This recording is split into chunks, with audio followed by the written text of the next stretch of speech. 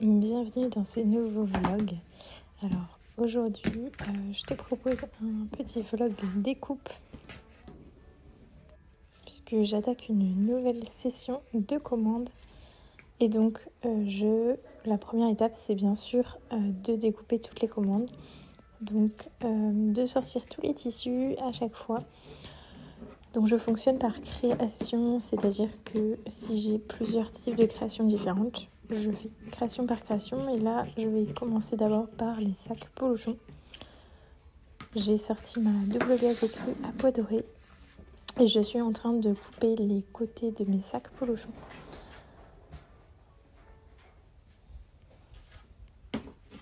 J'essaye toujours d'utiliser les tissus au maximum. Et donc quand j'ai des petites pièces à découper, j'essaie de les découper dans les petits bouts de tissu qu'il me reste. Mais sinon, dans tous les cas, le prix de mes créations est calculé tout en prenant en compte une perte de tissu sur chacune des créations, puisque j'ai toujours des petits bouts de tissu qu'il reste, même si j'essaie en fait de les recycler au maximum. Donc j'ai plusieurs poubelles à tissu et j'en ai une pour les toutes petites chutes comme celle que je viens de jeter, que je mets dans le recyclage à tissu, et j'en ai une autre qui est plus longue où je vais piocher dedans pour réaliser des créations en patchwork quand j'ai le temps, parce que c'est vrai que ça prend quand même beaucoup de temps le patchwork.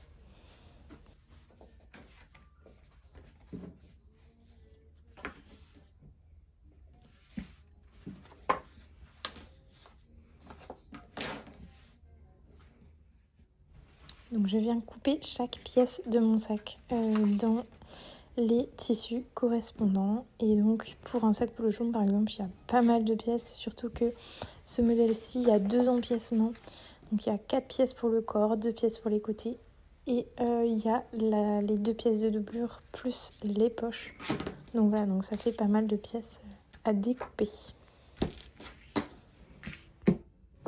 Vous me demandez souvent quels sont les poids que j'utilise. En fait, ce sont des rondelles en métal que vous pouvez trouver dans les magasins de bricolage et que mon mari a soudé 2 par 2 pour qu'elles soient un petit peu plus lourdes, parce qu'une seule, je trouvais que ça maintenait pas assez le tissu.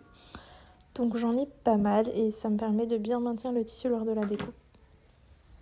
Je découpe principalement au ciseau. Il m'arrive de découper au cutter. J'ai même essayé aussi les ciseaux électriques, mais ça ne me convenait pas. J'aime beaucoup utiliser les ciseaux.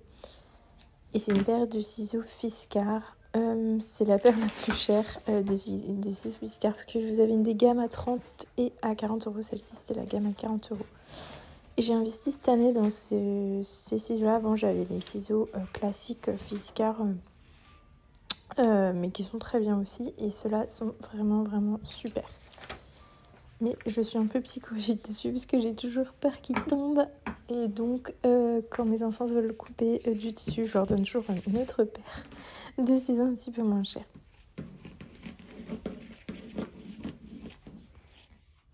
L'étape de découpe du tissu, c'est pas mon étape préférée, je dois avouer. L'autre jour, je suis tombée sur une vidéo d'une couturière qui disait qu'elle adorait la découpe, que c'était un petit peu son moment méditatif, on va dire. Moi, c'est plus quand je suis à la machine, où vraiment je pourrais passer des heures à coudre. Mais c'est vrai que l'étape de découpe, je trouve ça un petit peu fastidieux, parce qu'il faut sortir chaque tissu, le ranger. Bon, ça c'est aussi parce que je fais plein de personnalisation et que je propose en fait à mes clients de choisir leur tissu, donc forcément ça nécessite plus de travail. Là c'est mon tissu de doublure, j'ai plusieurs tissus de doublure. Généralement c'est le tissu à carreaux comme ceci en Vichy beige, parce que je trouve qu'il se marie vraiment avec plein de tissus différents. Mais je peux changer, en fait, j'ai d'autres tissus.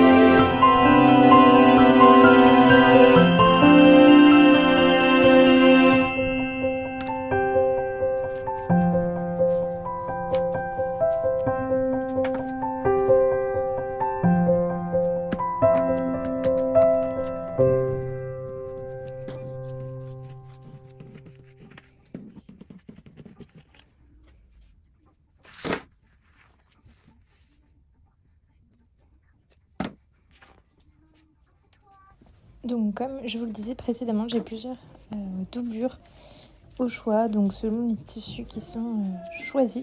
Et donc ici, j'utilise cette jolie doublure à cœur blanc sur fond bleu marine que j'ai déniché. Et j'en suis très contente parce que le rendu est vraiment très très sympa. Et là, j'ai utilisé sur un sac à lingerie parce que ma cliente a choisi du velours bleu marine. Donc je pense que ça ira parfaitement. Et là, je viens de réparer le patron parce qu'en fait, j'ai fait ça sur du papier d'emballage. En fait, c'est un petit peu plus épais que du papier soie. Et c'est là-dessus que je faisais mes premiers patrons. Et progressivement, maintenant, je les découpe dans du papier cartonné. Que j'achète d'ailleurs chez Action. Les carnets papier cartonné. Ça me permet d'avoir des feuilles, des jolies feuilles et puis des patrons plus rigides. Donc là, je suis en train de couper les différentes pièces pour le sac à langer. C'est le sac qui me prend le plus de temps. C'est aussi celui qui coûte le plus cher. Et j'ai beaucoup de pièces à découper. Là, par exemple, ce sont les 2 pièces pour les côtés. J'ai 2 pièces puisque j'insère entre les deux une boucle afin de pouvoir y insérer la bandoulière qui permet de le porter du coup sur l'épaule.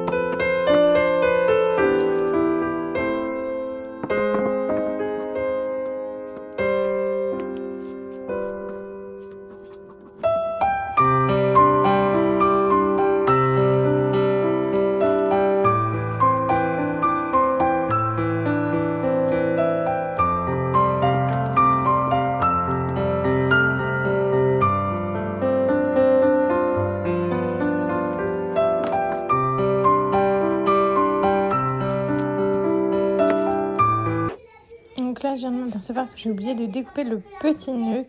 Donc, j'utilise les chutes de Liberty pour le découper dedans et maximiser du coup mes tissus. Si vous aimez bien ce Liberty, et d'ailleurs il est vraiment magnifique, il s'agit du Wiltshire bleu nuit que je possède aussi dans d'autres coloris, notamment un coloris rose qui a beaucoup de succès. Donc n'hésitez pas à aller voir mon catalogue des tissus pour pouvoir le sélectionner. J'ai récemment modifié d'ailleurs la façon dont vous pouvez sélectionner les tissus. Maintenant vous avez des boutons sur lesquels il suffit de cliquer et le catalogue s'affiche avec tous les tissus et il vous suffit de cliquer sur le tissu pour le cocher. J'ai même agrandi du coup la façon de voir les tissus une fois qu'ils sont cochés, ce qui vous permet vraiment de pouvoir créer vos associations et vérifier qu'elles fonctionnent bien ensemble. Mais voilà, sinon si vous avez des questions, n'hésitez pas à m'envoyer des messages. J'ai souvent des messages de clients qui souhaitent me demander voilà, si l'association qu'ils ont choisie fonctionne bien. Donc n'hésitez pas si c'est votre cas.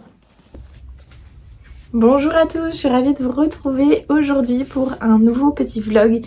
Le vlog du lundi qui revient. Je me suis absentée pendant 2 semaines et j'ai complètement coupé avec le travail, avec les commandes, avec les réseaux sociaux, les posts, etc. J'ai posté de temps en temps, mais vraiment Voilà, juste par plaisir pour vous partager quelques petites choses.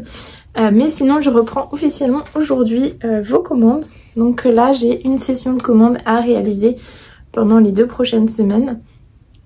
Plus des articles pour la nouvelle gamme de création que je vais amener sur le site d'ici quelques semaines. Parce que je vais faire une toute nouvelle gamme. D'ailleurs j'ai un concours en ce moment jusqu'à vendredi 28 février pour faire gagner 4 sacs Polochon. Et vous faire bénéficier de moins 50% et élaborer un petit peu les nouveaux modèles ensemble. Ce sera une gamme en double gaze sans poids doré avec les broderies en blanc uniquement et des petits détails en Vichy. Donc voilà. Sinon voilà, j'ai fait quelques petits aménagements dans mon atelier, donc pas ce côté là, c'est toujours pareil. Mais par contre de l'autre côté j'avais un mur donc où j'avais ma planche à repasser. Et j'avais tout un espace au-dessus que je n'utilisais pas. Et sachant que voilà, je manque un peu de place quand je fais mes commandes, que je découpe mes pièces. Je n'ai pas de place où entreposer en fait les pièces découpées. Et comme j'ai plein d'articles différents, je me retrouve avec à mettre tout sur le sol. Et donc c'est pas l'idéal. Donc du coup je voulais vraiment avoir des étagères et voilà, pouvoir mettre un peu plus de rangement et profiter en fait de la hauteur de ce mur là que je n'utilisais pas. J'avais un tableau en liège voilà, où j'ai épinglé quelques petites choses mais qui servaient pas vraiment, donc que j'ai enlevé et j'ai remplacé par toute une structure. C'est une structure appelée Beau Axel de chez Ikea que j'ai trouvé sur le Bon Coin. J'ai quelqu'un qui était pas trop loin de chez moi, du coup je suis vraiment contente parce que j'ai payé ça 60 €, sachant que sur le site d'Ikea ça vaut le double. Et c'est en super bon état. Vous allez voir, il y a plusieurs étagères, il y a une grande panière, il y a aussi une tringle que je n'utilise pas pour l'instant, mais je verrai du coup pour pouvoir, pourquoi pas, suspendre mes créations une fois qu'elles sont réalisées. Et en dessous j'ai mis du coup le meuble qui était auparavant contre le mur. C'était aussi un meuble Ikea que j'ai depuis au moins 10 ans je crois. Donc voilà, donc j'ai fait ça, et sachant que je pense que je vais encore faire quelques petites modifs, notamment je prévois d'acheter un nouveau siège pour ma machine à coudre. J'ai jamais vraiment acheté de siège pour ma machine, du coup je prends le siège que je m'étais acheté pour mon bureau qui est trop large et qui prend trop de place. Donc là j'aimerais vraiment un petit siège sans accoudoir en moumoute parce que je déteste m'asseoir sur du plastique froid ou du simili. Et voilà, donc un siège en bouclette que j'en ai déjà repéré un. Et puis pour mon siège de bureau, j'hésite à investir dans un siège avec vraiment un bon dossier. Mais généralement les grands sièges, je trouve pas ça très esthétique, et voilà, mais c'est vrai que c'est quand même bien confortable.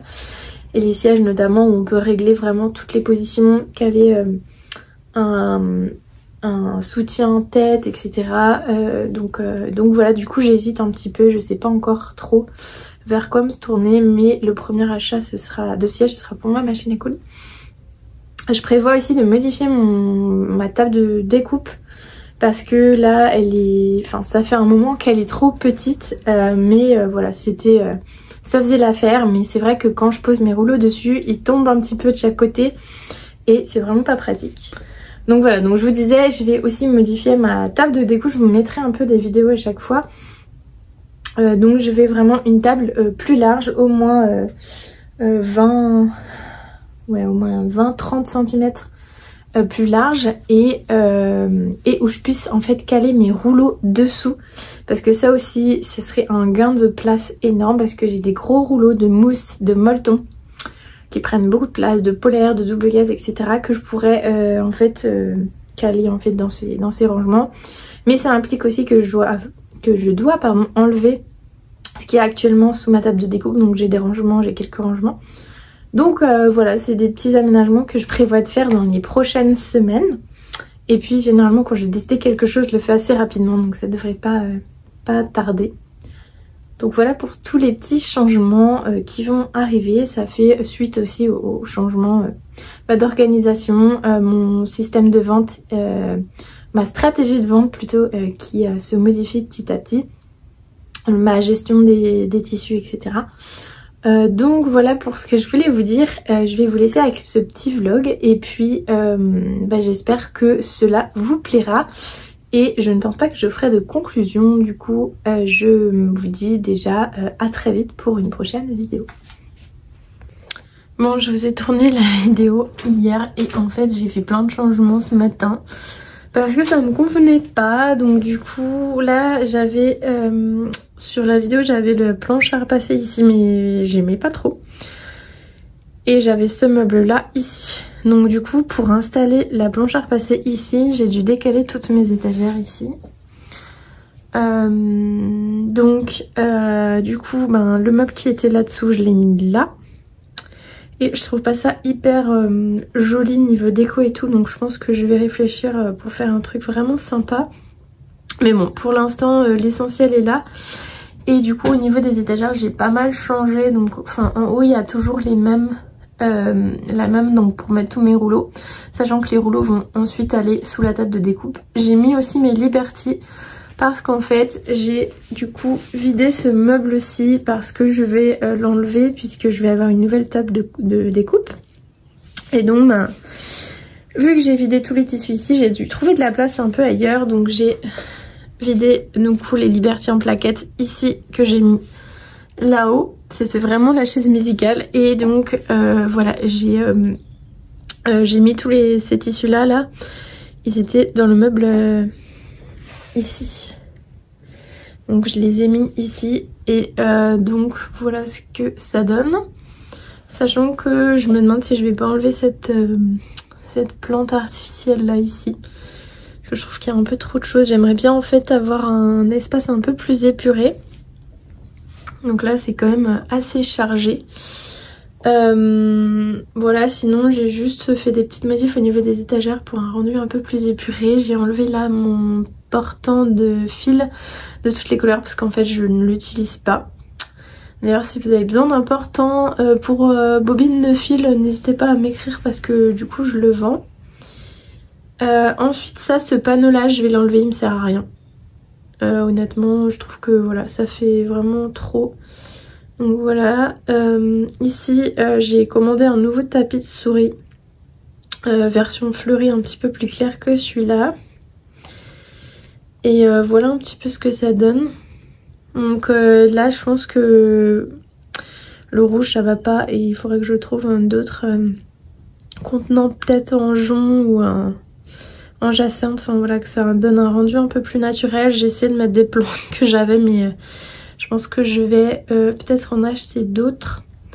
Et ici en fait dans cet espace là je pense que je vais acheter un grand portant à plantes pour mettre plusieurs pots. Je pense que ça pourrait faire vraiment joli et ça pourrait adoucir un petit peu ce côté là parce qu'avec les étagères comme ça et tout ça fait un peu brut. Donc voilà un petit peu l'agencement. Et ben sur ce je vous laisse et je vous dis à très vite pour une nouvelle vidéo.